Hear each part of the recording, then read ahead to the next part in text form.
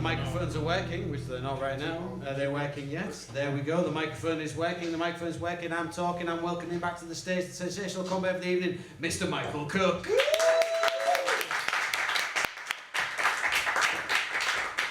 Give it up for everybody who runs these nights.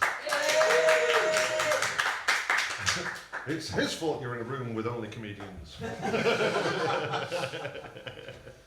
But no, did you all have a good break? Good chats? Good. I've lost my bloody papers.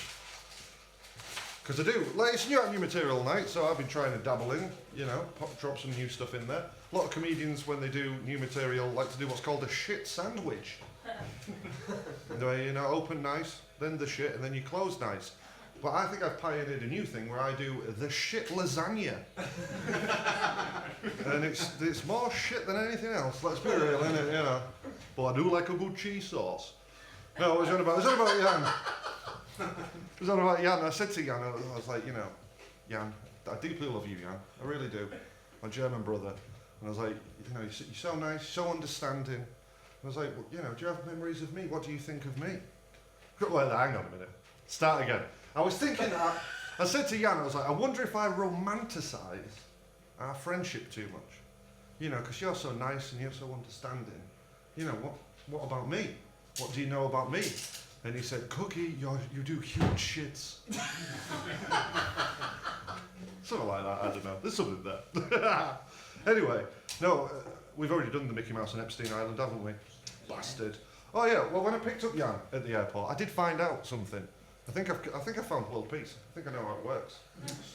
Because in the airport, they had this thing called a multi-faith room, where anyone of any religion can go in and express their faith, and nobody will give a shit.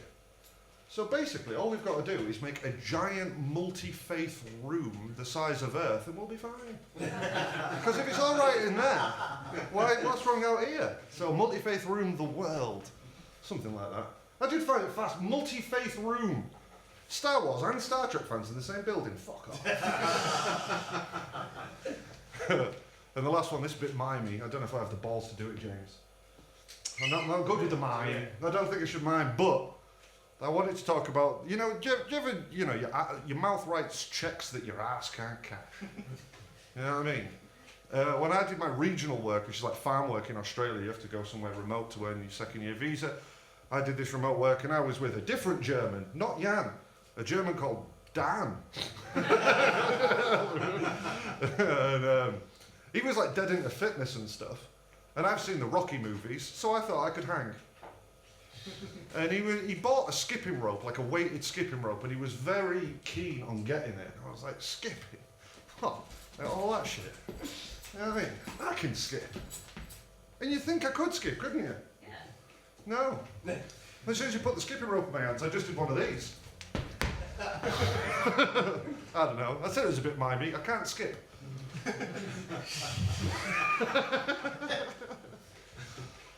It's alright. Paul's third best comedian does what he fucking wants, in the right, Rich? Yeah.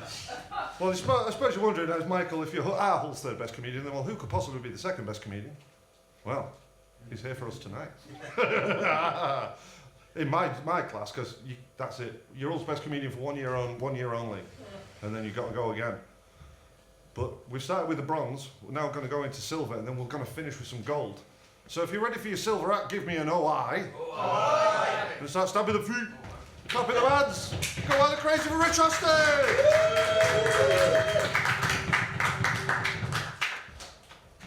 Yeah. That's me. This isn't on, is it? Yeah. It's a little bit on. Yeah. Is it worth it being on? I don't have to use it, do I? No, that was better. That's better, is it? There we go. No, thank you. Thanks. Hello again. I'll just start again. It's great to be here. Before every gig, I do always contact the promoters with a list of demands that I have. Always the list of demands is that I'm going to need there to be a pool cues next to the stage. I'm going to need there to be pictures of pool balls on the pitches around the room, but no pool table. I don't want a pool table. I believe that the pool table has been victim of some sort of terrible murder, and the room is now a shrine to the former pool table. If you go in the other room, there's pictures of all the deceased regulars and the pool table in there on the wall. There's probably some flowers on a roundabout somewhere near here about the pool table, and a little card saying he's with the angles now. the triangles. That would be. Yeah. What else did I ask for? Yeah. Actually, I should talk to you about this a bit as well. Yeah. This is a proper. It's a proper pub, isn't it? A proper British pub with a proper British beer garden, I would argue. I was talking last summer to a Spanish colleague of mine at work, and having to explain what a beer garden is, because in Spain they have terraces, and she said, "Oh, a beer garden, that sounds like a lawn with flowers where you can drink beer." And I was like, "No, it's just sort of a purpose-built concrete ashtray, really, suitable purely for smoking or mass executions. Anything you can just sort of hose down and squeegee into the drain at the end of the session, effectively." I'm just going to look at this, because I'm just going to read out of this book, because it is a new material night, isn't it? Although this is exactly the same shit that I spontaneously said here 8 months ago. I'm now just regurgitating because I couldn't be asked to write anything new.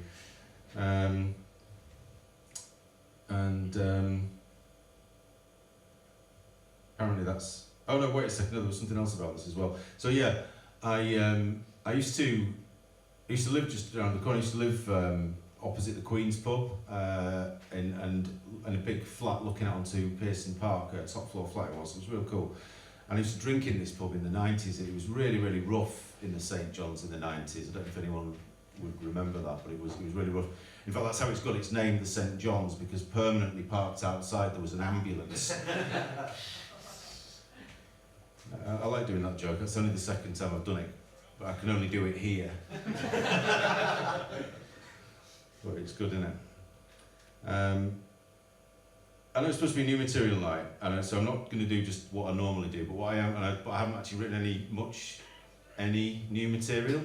So what I'm going to do is just going to regurgitate a load of old shit that I haven't done for so long. It's going to feel like new material. So I've got 3 kids, but I'm not a great father. I've not been a great father since like literally the moment the kids were born, because my eldest, I mean all 3 of my kids were born by caesarean section, and I don't know, has anyone ever witnessed a caesarean section before? It's fucking cool to watch, I tell you. Because they put up like a curtain about here across your wife's belly, and then everything that happens up here is just like, because your wife's, my wife, she was on painkillers, she couldn't feel a thing, and then there's a curtain, and I'm allowed to sort of scoot round on my little roller stool and have a look what's going on around there. And I'm not really squeamish, so I was kept going around and looking and thinking like, and basically at one point there was a baby hanging half out of my wife's belly. And she goes, "What does it look like?" And I was going, "Oh, it looks like Quarto in Total Recall."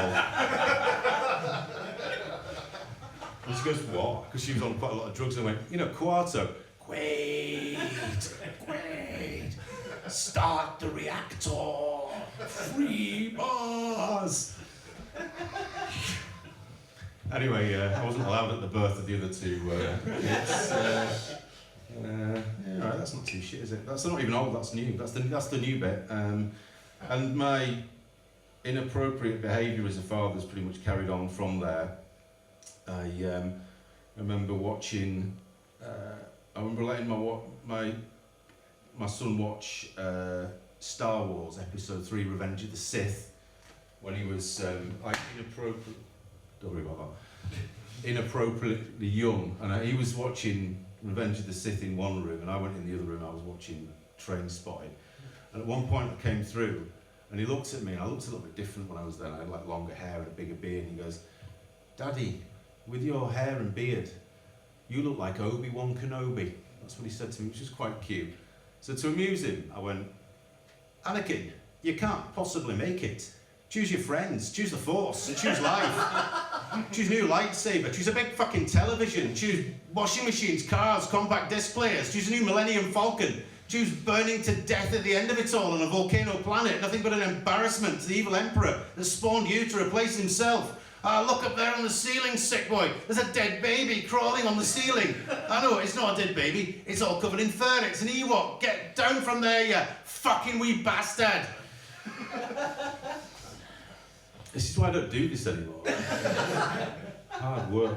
The other thing as well, like when I used to bollock my kids, I didn't used to get angry with my kids very often. I probably should have got angry with them more, but I didn't used to. But when I got angry, I would like get really, really angry. And they knew that I was angry because I would basically turn into Samuel L. Jackson in Pulp Fiction.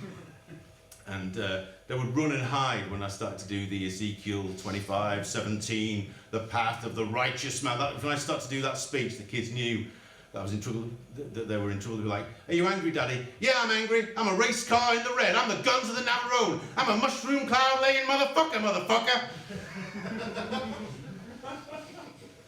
And my wife would come home and she'd be like, "Have you been calling me a bitch to the kids?" I was like, "No, I just asked them what you look like." "Does she look like a bitch?" "What? Say what one more goddamn time." I just like doing that voice. It's fun to do. I need this again now.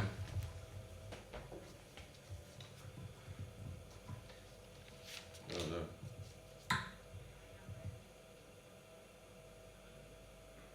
no. This is also new material. This is. I want to see if this would work. It's a sort of story, and I don't know if it will work as stand-up or not. So if you laugh at the end of it, I'll know it works. If you don't laugh at the end of it, fuck you, people. Not really. Take too long. So I work. I've got a job, right? I work, and sometimes as part of this job, I have to go to these conferences. Right? It doesn't matter what I do. I go to these conferences. Has anyone ever had to go to a conference because of work? Yeah, they're shit, aren't they? What they do is they'll take you somewhere. I mean, if you're lucky, you get to go abroad. Right? This particular conference was quite cool. It was in Malta, and what they do is they lock you in a room and sort of talk corporate bollocks at you for 2.5 days. But to sweeten it a little bit, on the middle afternoon, they take you off and you do some sort of activity. And it's always the same activity. It's either a jeep safari or wine tasting or a walking tour of the old town. But in this particular case, one of the activities was swimming with tuna. And I'm like, I'm doing that one. And there was 300 people at this conference, but only 7 people elected to go swimming with tuna. And what it was, we got in this boat. There's this Maltese guy that owned this boat, and we all got in the boat, and the boat took us out to this tuna farm about a mile out into the Mediterranean. And the tuna farm was basically, it's like a big net, about 100 metres in diameter, like a big floating circle with the nets going down to the seabed. And then they gave us snorkels and masks, and we got off the boat, we swam over to the sort of floating circle, climbed over, got in, put the masks on and looked down, and there's just tuna swimming in a big circle. Like, a bit like, like round and round like a kaleidoscope, a bit like Disney's Fantasia, if it was only tuna in Disney Fantasia. And it was kind of cool, it was a bit weird, but then we were doing that for a while anyway. But I remember on the way out there was this German guy who was on the conference, one of the delegates on the conference, and he goes, he was sort of mouthing off about how great his company was doing and everything. You get these sort of arrogant people sometimes in business. And he, at one point, he said to the owner of the boat, he said, "If we can catch a tuna fish, can we keep it?" And the owner of the boat, this Maltese guy, goes, "My friend, these tuna fish weigh up to 200 kilos. They can swim at 120 knots. If you can catch a tuna fish, you can have my fucking boat." That's the bit where you laugh. You'll be pleased to know that that means I don't have to have sex with you. But I am going to stop there because that seems like it's enough, doesn't it? What do you reckon? Yeah. That's it.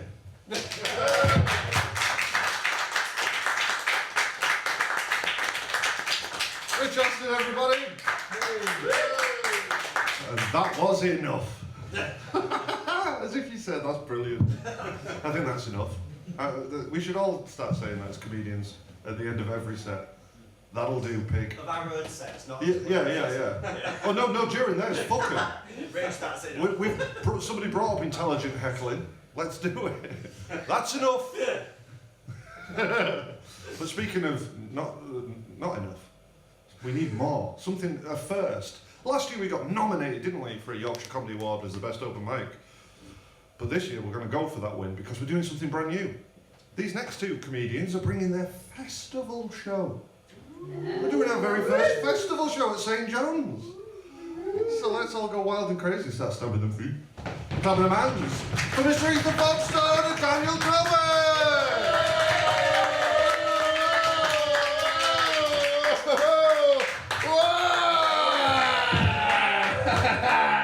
How you doing? You alright? Good, man. Alright. How are you, man? Good. How are you? Alright, brilliant. My name's Dan Coldbeck and this is Ethan Formstone. And this is the work in progress for Bad Boys for Life. Yeah. It's a work in progress, right? And we're taking it to the festivals this year. But the whole purpose of this, what we're doing now, is to figure out the fat. I'm going to cut the fat from it until it's perfect for the festival show. We have put our heart and souls into this show over the last 6-7 days, man, you know. To make this, Lots of graft, lots of hard graft. just to make it the best it can be. Give me a big show if you're familiar with a joke, with a stand-up joke. All right, give me a big show if you're familiar with a sketch. Give me a big show if you're familiar with a poem. There's gonna be all of that. Every single fucking one! Every one! Goofs, gaffs, laughs. You know, all of it's going to be there, man. So let us know what you think. But I should warn you, right? There's going to be there's a thematic through line to the show, kind of thing, and somewhere within this show is a hidden metaphor. Right? And it's your job, the audience's job, to figure out what that metaphor is, what it means. All right, we're going to guide you through, and you're gonna figure it out by the end, and you're gonna feel real smart. But what we're gonna do is now we're gonna become two zany characters, right? Well, like ourselves, I think we've covered it in that spot, Yeah. Well, there's the original show titles that we were talking about. Bad Boys for Life, truth be told, is not the first name that we came up with. Took a lot of workshopping. We had some other ideas. You had an idea, didn't you, about... Yeah. I'm a big fan of like fantasy kind of things, so you know, I was like ragging the old brain and that kind of thing. You familiar with the tale of Jack and the Beanstalk, you know? Yeah, that's one of my favourites, man. Well, this was kind of like an edgy interpretation of that. You know, it's about a schizophrenic man who starts talking to a can of beans. It's called Jack, and the beans talk. And then because I like porn, dirty videos and stuff. So I also like Jack and the Beanstalk though as well. So I wanted to call it Jack in the Beanstalk, you know.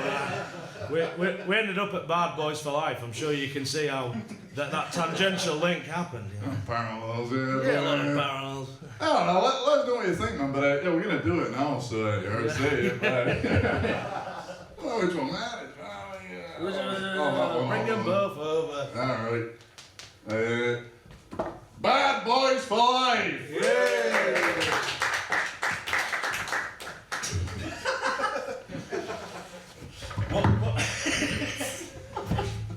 What we try and do is create an environment that's so uncomfortable for us that you guys are forced to look at the comfort that you're in and feel sorry for us, and we're already on top. Yeah, it's pretty good, man. It's so good. Alright, that's your book, and this one's mine. Yeah, give us a book. Give us a book.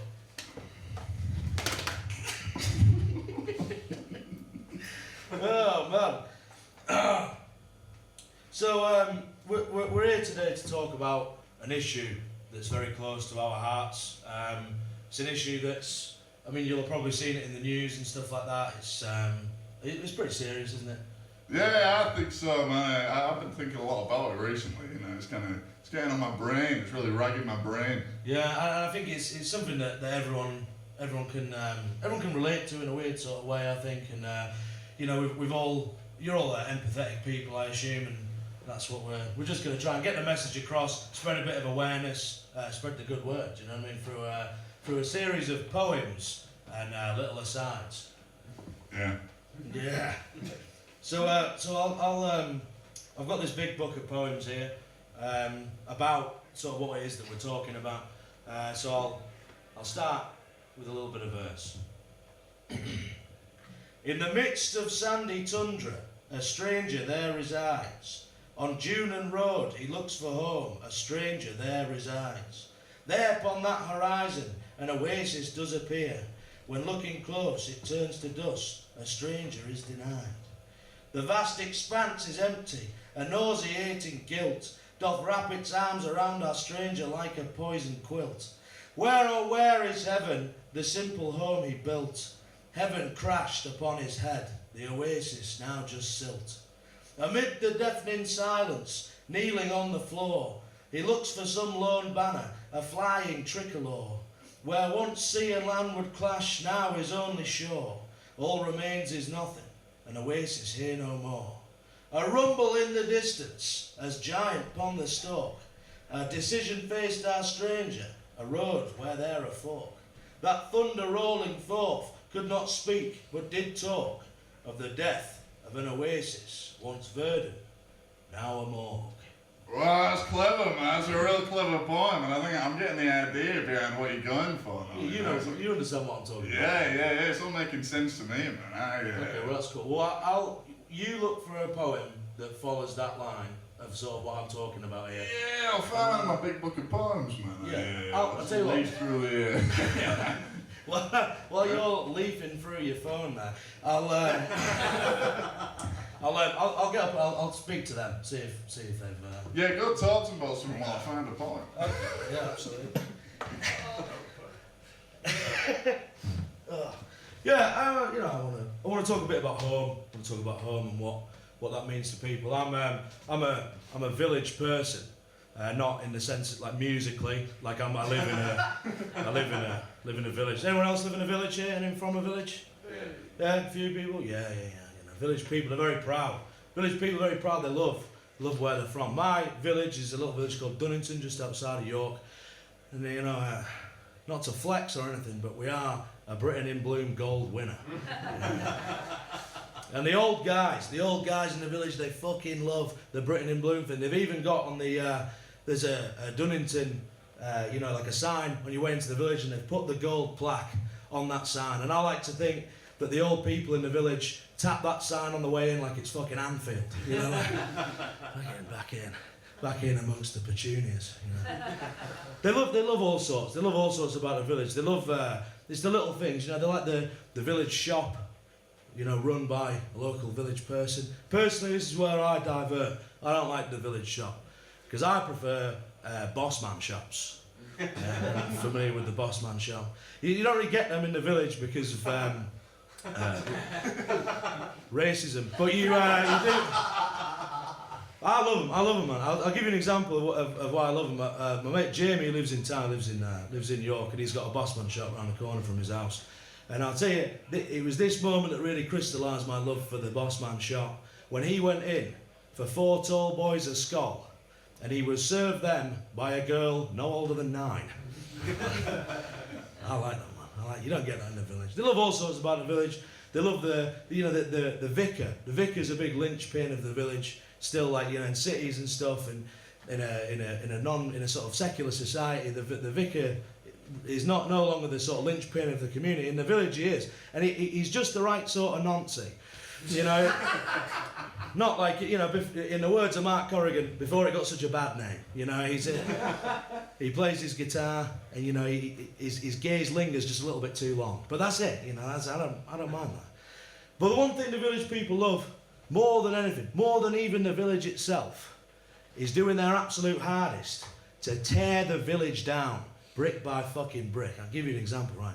My local pub, the Cross Keys, great boozer, really good, nice pub, was recently taken over by some travellers. Now the posh kind of old people in the village, they didn't like this change very much. There's a lot of rough and tumble going on, a lot of drugs, a lot of gambling. I don't know what they were gambling about. Like in this pub, like 20p's on the pool table or whatever. I didn't see any kind of strip poker going on at the back or anything like that. But they, when the travellers took over, they took to that famous, that most important of parishes for village people, the village Facebook page. Now, is anyone here on a village Facebook page? Yeah. Some good stuff in there, you know, really does. And in my village, instead of being called the Dunnington Community Facebook page or whatever, it's called This Is Dunnington. Again, like Anfield, you know. and they took to the forums to tear down this woman. Old people, right, that would not say boo to a goose, were saying some of the worst fucking shit I've ever heard in my entire life. One guy, I think he was called Malcolm Roberts. I was going to give him a fake name, but you know, fuck it.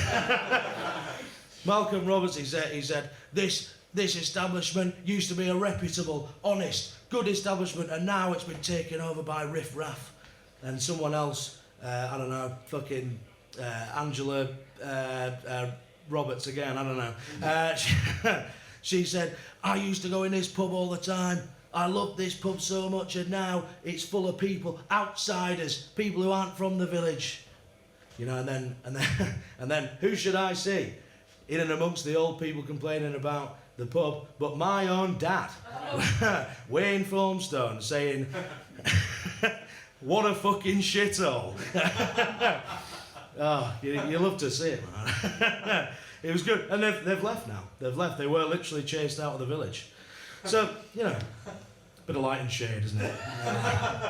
Right, have you'll found a poem now, right? Yeah, I found a rocking poem in this Okay, book. right, Yeah. that's cool. I think it matches with the metaphors that we've been trying to aim for so far in the show. You know Cool, what I mean? that's the idea. Here we go, man. East. In the morning I rise like yeast. East. Ray Winstone, sexy beast. East. Got to get a feast. 2 sausage, 2 bacon, 2 egg, 1 toast, at least. Perhaps down the Toby will be where I get my screen. Heading over there all chirpy in my transit van. Large plate, if you please, my darling, eating all I can. Wish they had the breakfast gravy, but that's just a northern thing, I think. Legs and shoulders splayed out there, under the heat lamp. Most would cry murder here, but no one gives a damn. Who could say who these could be, millionaire or tramp? All I know is I will say extra beef and lamb. Got to get my tuck braid in before my old long trip. Pint of Stella, 3 or 4, course I'll have a sip. Can't believe they stopped page 3, no more morning nip. Hopefully where I go next, I'll use more than the tip. What do you reckon, man? It's not really what we were talking about. You're talking about, oh man, this is bang on, this is looking at... It's supposed to be a subtle metaphor. These all know what it's about, you know, sense of home, sense of place, having to leave, and you're talking about fucking page 3 girls and Toby Carver. Yeah, man, the things that matter, man, alright? I got some shit to say, man. I got something to say to the people, man. Alright. I've been trying to expand my mind a bit recently, you know. I've been trying to learn a new language. I've been trying to learn Spanish. been going to a Spanish teacher to learn some Spanish. It's every time I go to Spain on holiday, man, I keep making the same mistakes, you know. Like, I'll be walking down the street and I'll be walking around and they've got these little rules in Spanish, you know, like little rules of thumb, like masculine and feminine, you know. So you've got like el dog, la cat, you know.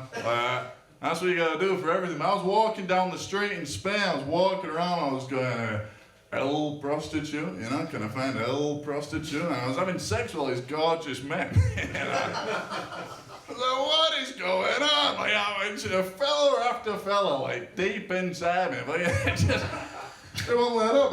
Like, by the seventh fella, all right, that finished his business, I was like, I've probably got to learn the language, you know, so I can stop this from happening, finally, you know. So I went to this fella who's called Manfred, and he's been teaching me Spanish lessons, right? It's like one-on-one. It's like all my lessons are bespoke to me. They're all about me, you know.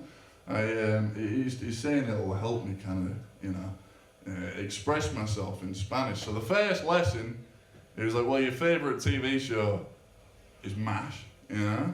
So I'm going to teach you, like, to tell people how much you enjoy MASH. You know, I learned plenty of words from it. El Mash, you know, it's a big one. And I was like, yeah, I appreciate that, man. It's very helpful that you're helping me learn my Spanish kind of thing, and that's bespoke to me too. Well, second lesson, right, I go in. This is the second lesson of my bespoke Spanish lessons. I'm like, from the pits of my heart, man, this is true. The second lesson of my Spanish lesson was finding out your wife's having an affair.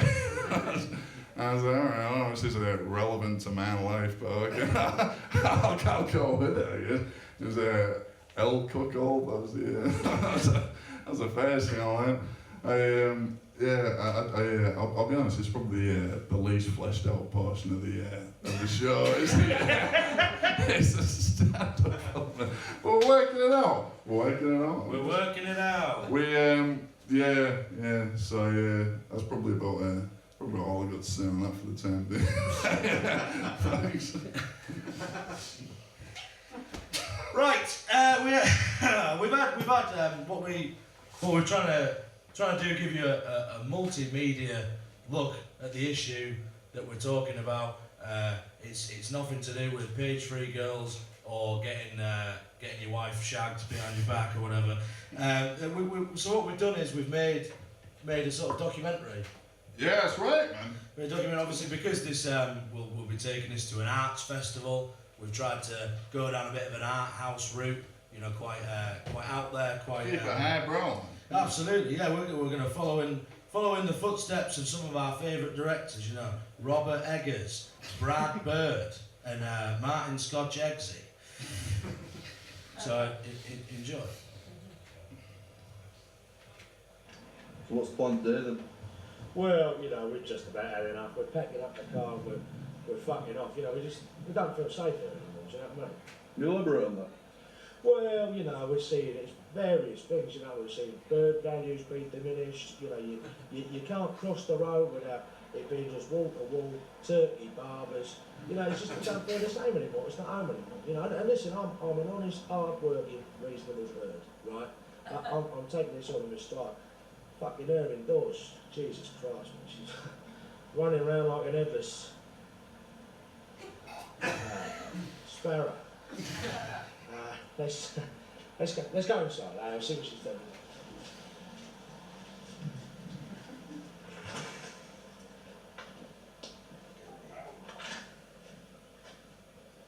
What the fuck are you doing? What are you yelling at me for? You told me to pack me bag! I said pack your bags, you stupid cow! Oh, fucking hell! For fuck's sake, I told you I was going to put the kids in the fucking car! I just want what's best for the kids, you know. He's a bit of an oddhead, but he means well, you know. He just wants what's best for the kids, right? He'd do anything for them kids.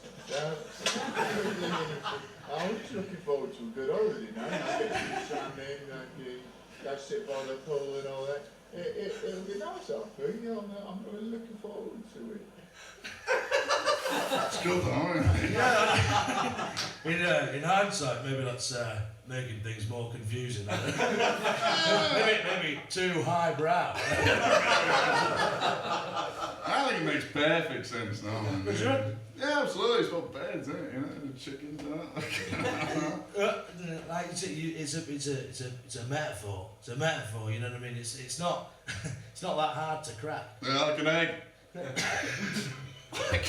Yeah, we wrote that bit today. Listen, whatever, right? Listen to this poem that I've flicked through the tome and I found, right? This is what we're going for here. Just try and read between the lines a bit and pull out the meaning. Do you know what I mean? Like, you know what this is about. It's ubiquitous. It's all over at the moment. Alright, man, yeah, I'll follow man.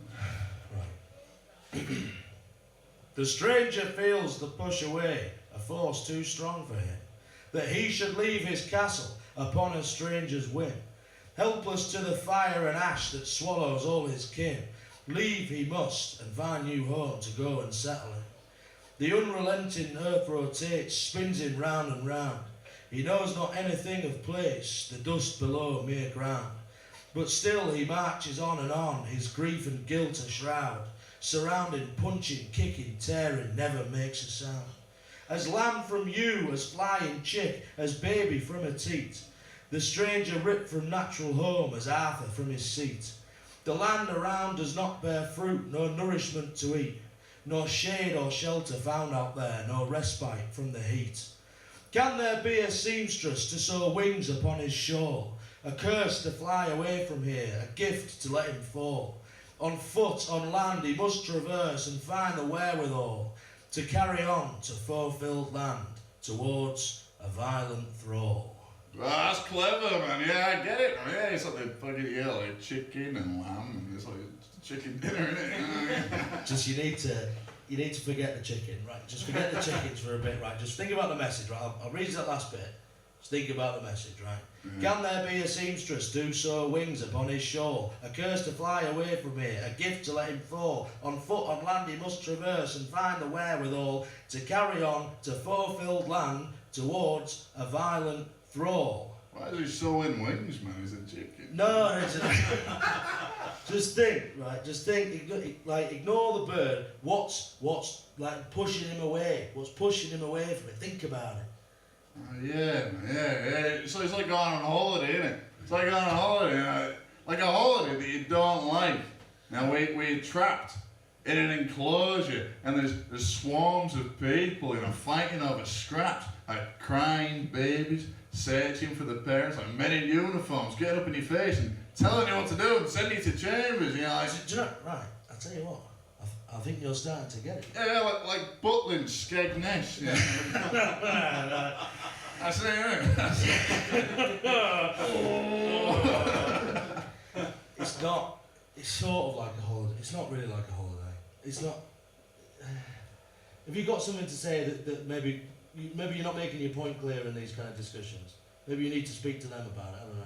Yeah, maybe, man. Yeah. Let me try something out about going on holiday.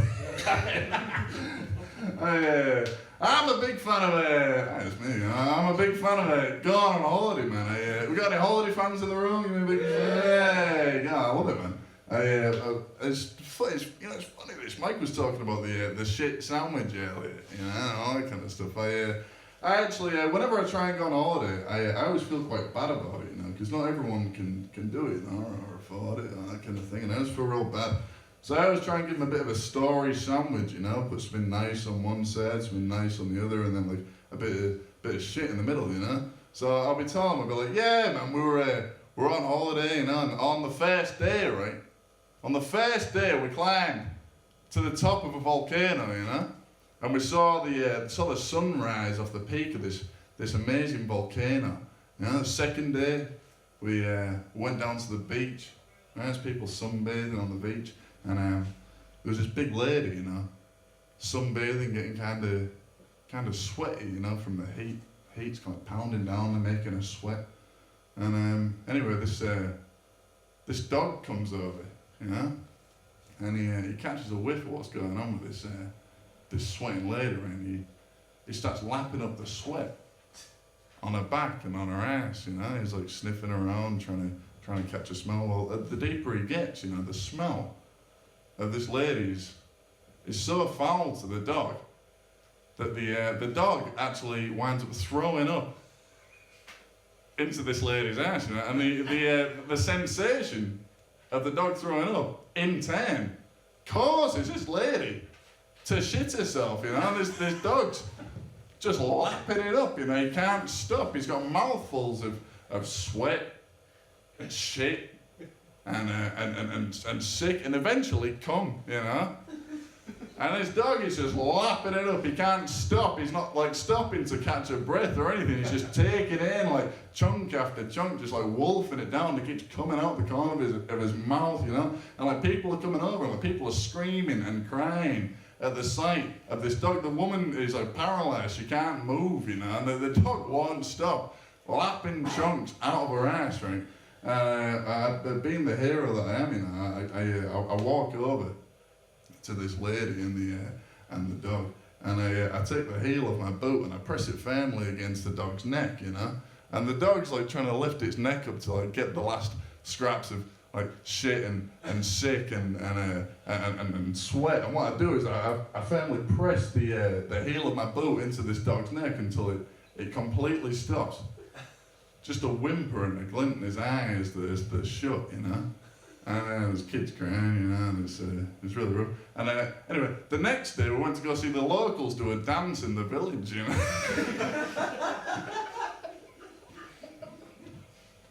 It's really nice, you know.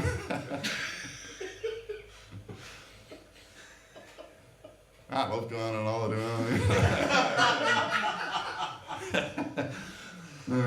Hey, can I have that, alright, see?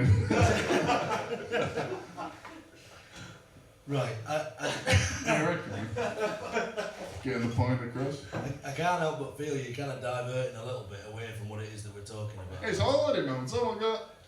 Sort Going on holiday. They're like, it's sort of like that, but it's a bad experience, man.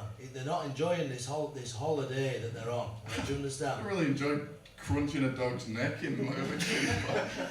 So you said it with such a fervent glee. I thought you. Yeah. I don't know.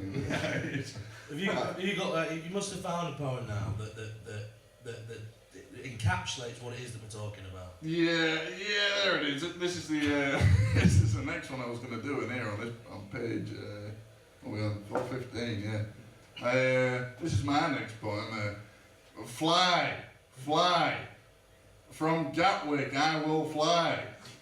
Like Robin van Persie doing that header at the 2014 World Cup, I will fly. My favourite Jeff Goldblum film is Jurassic Park.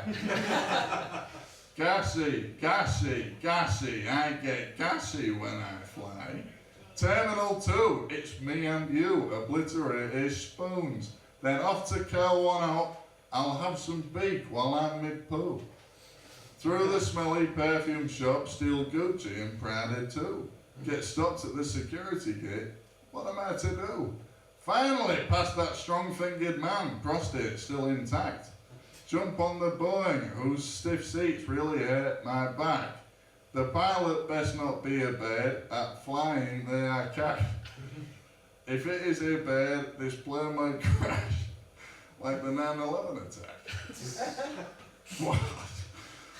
Was mankind supposed to get up amongst the cloud? When are we meant to leave our homes? Should it be allowed? Well, yes, for me and you at least. I'll say that loud and proud. Everyone else can get to fuck. It's so. I kind of get what you mean, but you've probably had that feeling, right? You know, your life, you feel like your life's crumbling apart, like that you feel like you have to get out, like that something's pushing you away. You know, the walls of your life are closing in. Like every fibre of the life that you made being ripped apart, pulled in every direction. And you can't get to the one you're aiming for. The world is caving in front of your eyes. I know what you're saying, man. You got anything else to say about that? Yeah, I do Okay. have something else to say about that, actually. Yeah. What? Yeah, I do. Say. Yeah, I've had some things taken away from me. Important things that mean a lot to me, you know. For example, recently I was circumcised. Nipped it right off. I don't know if anyone here is a member of #FreeTheHelmet. Show of glands. No, I went into the circumcision clinic, and it was a pretty clinical experience, you know. I'm not gonna lie. I mean, they had the waiting room. I don't know if anyone's familiar with circumcisions generally, but usually I'm quite old to get one. You know, usually it's kids for religious reasons, Jewish kids or Muslim kids, whatever, getting them done. So I was comfortably the oldest person there in this waiting room, which when you're in somewhere that's like, you know, there's like a kind of semantic field of cocks, you don't want to be the oldest guy there among a lot of kids. Do you know what I mean? You know, they had a few games out for the kids, you know. Connect 4, skin. And what else did they have, man? They had a few picture games, Spot the Vas Difference. It's like a sort of picture type of game. And then there's another game called Fuckaroo. Now, Fuckaroo is quite similar to Buckaroo, right? But instead of putting saddlebags on a mule until it kicks off, what you do is sort of like a cautionary tale, like a sort of, you won't have to deal with this anymore. What it is you ram an uncircumcised penis into a vagina or arsehole until the banjo snaps. And you know, Fuckaroo, almost as if it's not the most imaginative name, is it? Almost as if the boys at Hasbro were trying to think of extra material on the way to a gig or something. I don't know. But no, I had the operation, snip my foreskin off, and when you've had the operation, you can't masturbate. Can't masturbate for about 4 weeks. No wanking, no fun times for Ethan. Sad. I had that taken off me as well. And this was like a few months ago, you know. And I thought, well, you know, if I'm going to have to wait 4 weeks to have a tug, I may as well make a big deal out of it. You know what I mean? Get the scented candles on the go. Bit of Barry White. Oh. Oiled myself up head to toe. No reason. Just wanted to get involved in it, you know. And I was laying there, cock in hand, ready to go, lubed up to the nines, scented candles, Barry White. And that's when the last, most fucking cruel thing was taken away from me. Because what should I encounter after 4 weeks of celibacy on Pornhub but Keir Starmer's draconian porn blocker? Disgusting. I hate it. I don't know if anyone in here is familiar with how to sort of get around it. Rich. But what you have to do is, and it's a real humiliating thing, you have to take a picture of your own face, right? And I don't know if anyone here has seen their face pre-wank before, but it's like a clenched fucking fist, man. You know, my phone didn't even recognise my face because I was I untangled my face and I thought, well, okay, well that's it now. You know, my face is on a big fucking wank database or whatever. Got me, you know, whatever. And I thought, well, that's okay. I can indulge in life's most basest pleasure, you know. No. Like the 12 trials of Heracles. There was a poison sting in the scorpion tail. Because it's not just a picture of your face you have to put into the system. It's also a picture of your passport. Now, I don't know if anyone here has ever scrambled for their passport cock in hand before, but it looks a little bit like this. Come on! Anyway, I just thought, fuck it, I can't be arsed. I'm not gonna fall to this humiliation fucking ritual. I'm gonna have to think of a way around it, you know. And I came up with an ingenious solution, and this is a top tip for all you wankers in the room. What I've done is, please hold your applause. What I've done is, I've created a Sherlock-esque mind palace of memory wanks. right? You know, it's great. It's great. It's pretty cool. Nice trip down memory lane. Seeing some of the, maybe palate for my body count, maybe palate's a bit of a grandiose term. It's more of a mind, 2 up, 2 down. But that's neither here nor there, you know. There is one room. There's one room in the mind palace of memory wanks that you're not allowed in. It's a room at the end of a dusty corridor, flickering light in the hallway like Silent Hill. The door at the end covered in dust and patina. No one's been in there for a long, long time. Within that room, and I can't stress this enough, is, as a 16-year-old, having sex with 16-year-olds. It's not all right to go in that room, is it? It's not a rhetorical question, guys. I'm looking for a fucking passion, because I was there. I mean, I was 16. It's fine.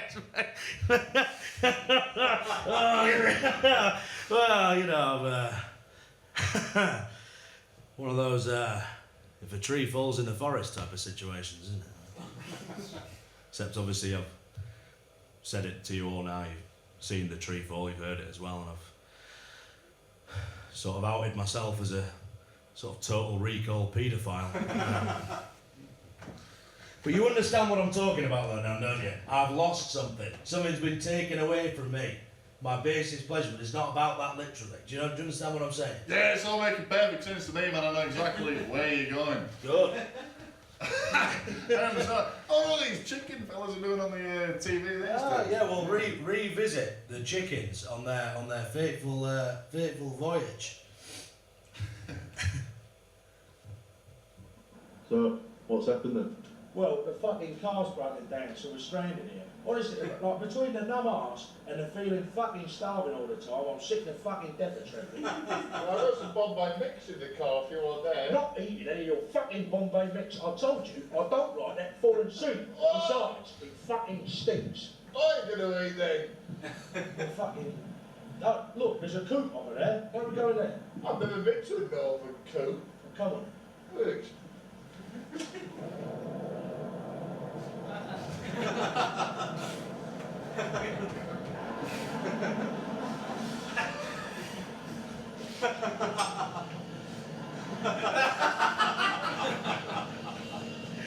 Yeah. Coop New York style. It's, sounds fancy. Let's see what else is in it. It's a strange looking coop, isn't it? What's this? Oh, Jesus, right. It's a massacre. Jesus, no, Cyril, get the kids out of here.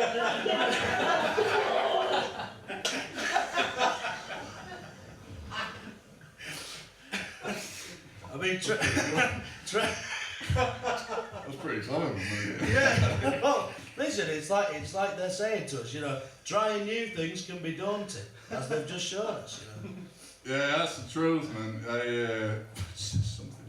Yeah, just says on the script, like, brackets, say something daft, close brackets. Yeah, listen, man. I'm honestly, it's starting to make a lot more sense to me now.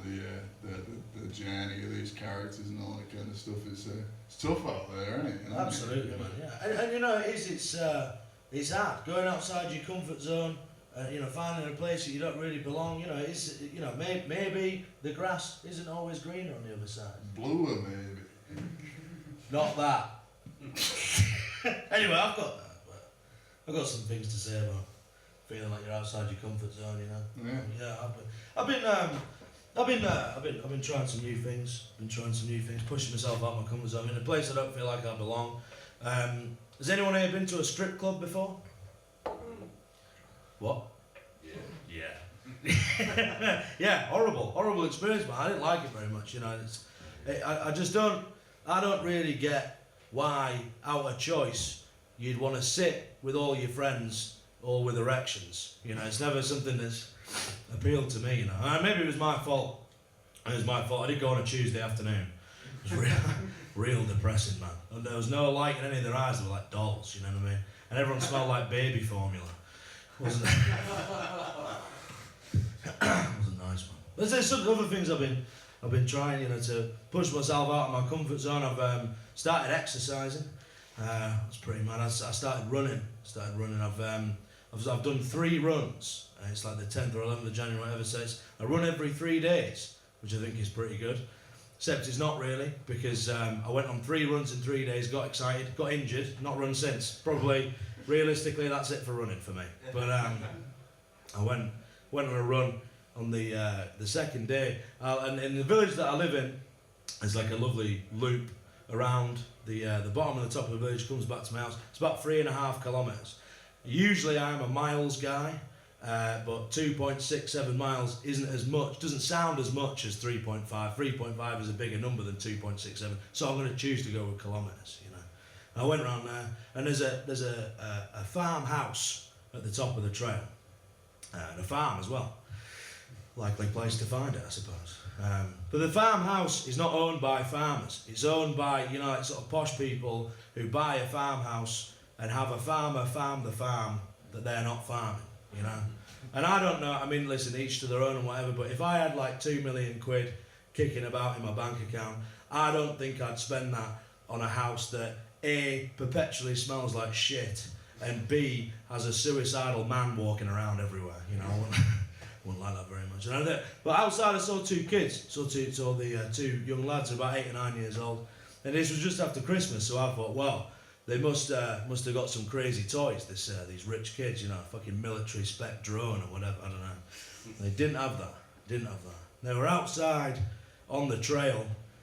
The older kid had a huge stick, like an 8-foot long stick. The younger kid, and he also had a blindfold on, and the other kid was saying periodically, "I'm over here," and the kid with the stick was wafting the stick around like that. And you know, you can't do that with an iPad. I like the you know, engaging in that age-old exercise of let's see how fast I can hurt my sibling, which we've all played, and then shortly afterwards playing let's pretend to my mum I've not hurt my sibling, despite all the evidence to the contrary. You know, and I thought it really warmed the cockles of my heart, because I thought, well, you know, these kids, they could be playing with iPads, they could be on PlayStation, and Xbox, whatever, but no, they're outside swinging a fucking stick around, and I like that. You know, I liked it. Really warmed the cockles of my heart. I liked it very much, right up until the moment it swung round and hit me square in the cock. Didn't like that one little bit, you know. And I didn't, in fairness to the kid, I didn't let him know. I didn't say, hey, don't swing that, I'm running here. But in fairness to me, I thought the sound of 19 stone footsteps and the man with the breath of a horny pug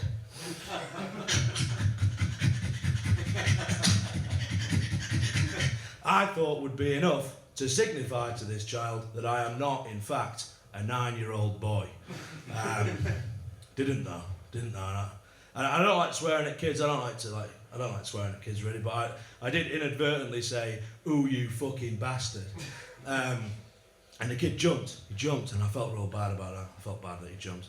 And then he took the blindfold off, and he jumped again. I thought, what's your problem, mate? You know? What is it, the sight of a huge sweaty man grabbing his nuts? Not enough of a comforter for you? Fucking prick. So you understand what I'm saying, don't you? Is it like you know, I'm pushing myself out of my comfort zone, you know, in an area that I feel like an imposter in. Right, yeah, absolutely, man. In fact, I found the poem here. Directly relates. Oh, that's good. That's what you've been talking about. Yeah, it's all coming through now, man. West, Lord, please take me back west. Sick of having peeling shoulders sticking through me vest. People look at me all funny 'cause of the bulldog on me chest. No ketchup or HP sauce, senor, I must protest. No sun-kissed ladies over here, no totty to admire. Just my missus' hairy feet, like she's from the Shire. I just want a Carlin, you say, you're preaching to the choir. When's the next flight back to Blighty, that's all I inquire. Feeding, fighting, fucking, that's what I thought this would be. I just want to feel something, so I had 12 Marjorie. I said, me and you outside, hombre, will sort this mano e. Mano. But he shook his head. He wouldn't play with me. I just want this hell to end to get back to me bed and get all of these foreign things out my ass and out my head. I want my home, my English castle with its little shed, where I can hide from my wife and wish that she was dead. You reckon? Yeah, I mean, yeah, in a roundabout way, it's sort of what we're talking about, but not like. I feel like you're going too literally into the holiday thing. You know what I mean? Yeah, I mean, to be honest, I don't see what else it could be. You got the chickens, you got the holiday, you got a video of the chickens on holiday. I don't know what else you want me to draw from it, man. I don't really understand. I mean, if we're still talking about the holiday thing, maybe I can talk to you about it. No. Shit. Yeah, man. I chuffing. You ever noticed they have KFC for Christmas in Japan? You ever noticed that? Strikes some people as odd. I think it's kind of strange that they have KFC for Christmas in Japan. But you know, I'd like to see what you'd have for Christmas if you had a nuclear bomb dropped on you. You know? It's not that strange, is it? It's like, oh, John's been acting strange, you know, ever since he fell in that vat of acid. Not really been himself, has he? I don't know. I think it makes perfect sense, man. I always think about the pilots in the plane, you know, when they were dropping the bombs on Japan, you know, the two nuclear bombs. I forget what it was called. The Enola Gay. Which one? Who said that? Was that a fucking ghost in my head? Oh. Did someone say the name of the plane then? Or was that my thoughts creep through? That's crazy. That's fucking what? Right. That's fucking crazy. All right, okay.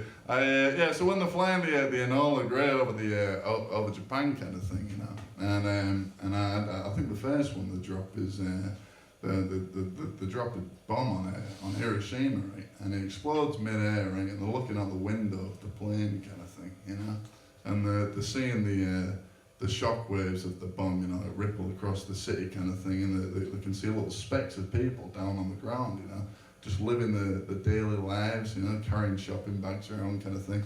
And as the bomb explodes, you know, they're looking down in their hands, and the plastic shopping bags are melting in the hand, and they look down and see the shopping fall on the ground, and in turn the impact of the explosion actually runs up from the shopping bag to the fingers and starts peeling the skin off these people's fingers, you know, while they're walking around kind of thing.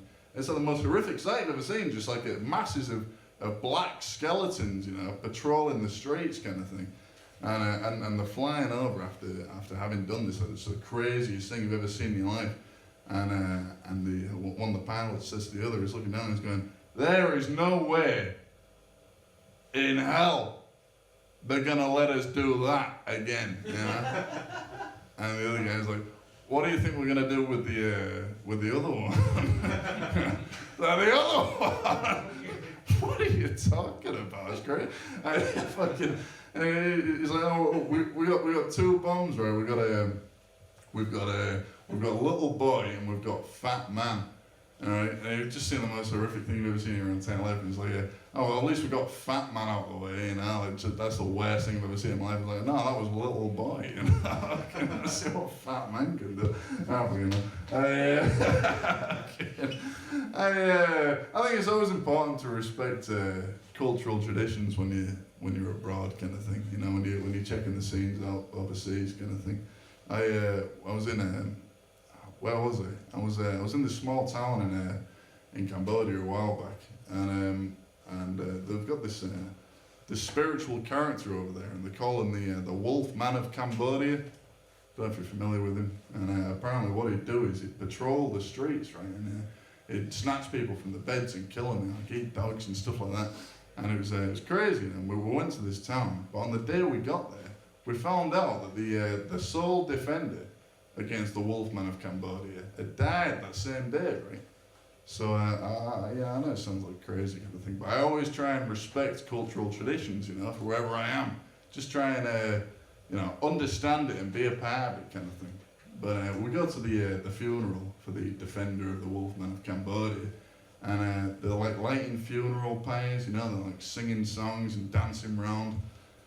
I was kind of thinking about it, and I saw this old lady, and she was smiling and laughing and throwing up her arms and like celebrating the life of the defender, you know, and she was laughing, you know, and I couldn't really take it, you know. It all just seemed like too much to me that people were doing this, you know. And I grabbed this old lady by the shoulders, right, and I start shaking her, and I'm screaming in her face.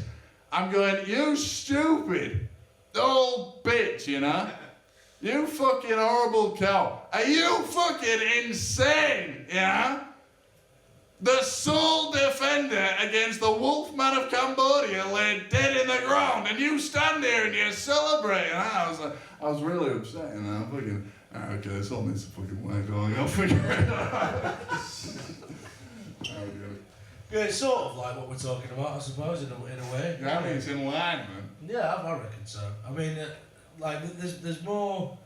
Right, I'm going to do another poem, you know.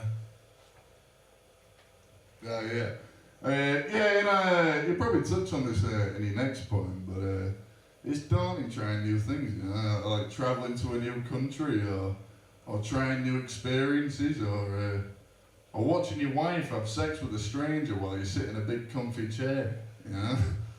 Just like all things, man, you know, once you've done it, you don't feel so scared anymore, you know. You don't feel anything, actually, you know. Nothing at all. Not for a long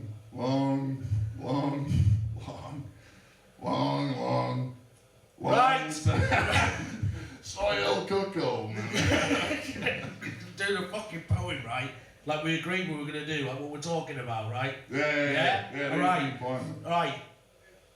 Yeah. Upon that land, the stranger did land, from rocky, foamy sea, his hand had led him to this shore, this sandy band, that promised him so much, so regal and so grand.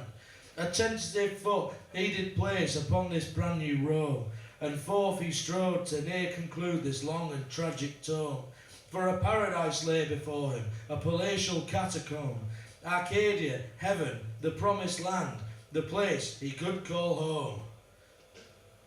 What a shithole! No, it's too hot, isn't it? And the food's awful. Yeah, I went into a cafe the other day, right? Asked them for a plate of worms. Garson over there gives me out this shit. So, don't get me wrong, it looks like worms, but it certainly don't taste like no worms I've ever had. No, it's all wrong. I mean, where's the soil?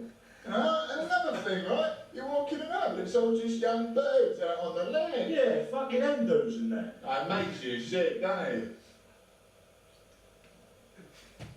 it? Said girl, you alright?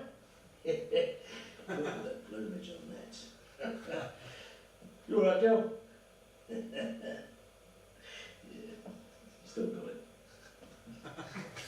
That's the thing, isn't it? It's nice to be away, but it's nice to go back home again. It's a little thing you miss, isn't it? Yeah, well, you know, like a proper fry, you know, you've got your boiled mushrooms, your poached bacon, your scrambled sausage, you know, the dippy tomatoes. Oh, yeah, it's a dipping tomatoes and the kids' favourite, isn't it? Yeah, that is. Where are the kids, son? Just down there getting some sun in. Oh, fucking hell! Oh, no right.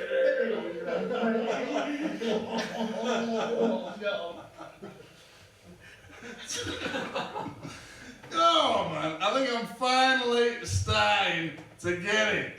It's a clever allegory for the hero's journey, a Homeric epic about place and home and belonging, and it parallels the real world struggles so many are facing in the world today. That people would travel in dangerous circumstances to strange lands where riches lie abundant, but there's danger on every turn, you know. They've never been truly welcome, you know. They need to find their own slice of home to bring back something from those who have too much and give it back to the family, That's fucking exactly what I'm talking about. Yeah, like Jack in the Beans Talk, like the name of the show, like the one we're doing now. No, you fucking half-wit. This isn't what we agreed at the start, right? It's about a man's journey away from home into the unknown, into a barrage of isolation and hatred. The entire book, right? This fucking book is filled with poems that reflect that, right? Like this one, right? From place of rest and homely warmth, from heart and hearth the bird sprang forth. On whistling wind he looked and saw an unknown future, blank as chalk. From family ground where memory lies, the bird must fly, he realised. Now holy home only resides in the space behind his eyes. Oh yeah, I get it. It's hard. I find it hard to say this now. He has to leave. I don't know how. Or why this stays without soul. Something leaving gone, kapow. The thought of X has him scared. What's round the corner? How will he fare? With just essentials in his care. But what else will he need out there? On thrashing tempest, screaming wind, he must strike forth, he can't rescind. Across the sea tide, out and in, away from all his kith and kin. The end not near, so for his sins he must continue amidst the din. From the door to open sea he goes despite the misery. The place beyond where his eyes see, unknown to him or you or me. It might be nice, might be shit. A random point he needs to weigh. He gazes upon this tundra vast, no vantage point, no nest or mast. From low and dark his eyes must cast on foreign land, he knows his task. His bloody heart'll tell you that, might be too hot, he needs to shout. Is he forgetting something? Drat, he can't remember exactly what. Arriving at this hollow Rhine, he knows not what he's left behind. Something missing, hard to find, small but needed all the time. While he's here, he can't go. Without the thing that loved him so. Yeah. I don't think they get what we're talking about. Yeah. I don't. Look at them. Eyes are glazed over, mate, like fucking Krispy Kreme donuts. Yeah, cunts. Fucking thick bastard. Right, that's the end of the fucking charade now. You obviously don't get what we're talking about. The thing is, right, is that you probably have seen it on the news. Our mate Darren, he's stuck in Iron Appa. He's lost his passport, and the guys won't let him leave, will they? No, they won't let him. He lost his passport in the belly of a whale. You'll have seen it on the news and stuff. You know what I mean? I just don't think they.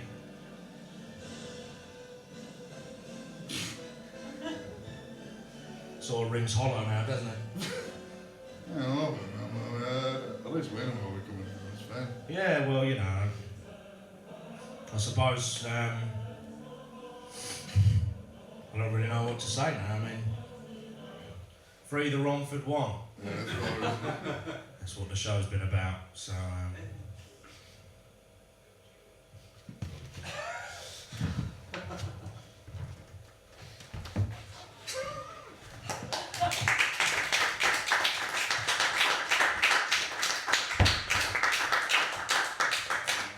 Shall I nick the phones? But no, yeah, I don't worry. That was Dan and Ethan's thing. Is there a helpline we can call if we've been affected by Yeah. That's what I mean. It's free to get in, but you will leave with scars. But yeah, thank you very much, everybody. I will absolve you of your sins. Congratulations, well done. We all did it. Thank you for coming. See you later. Bye-bye.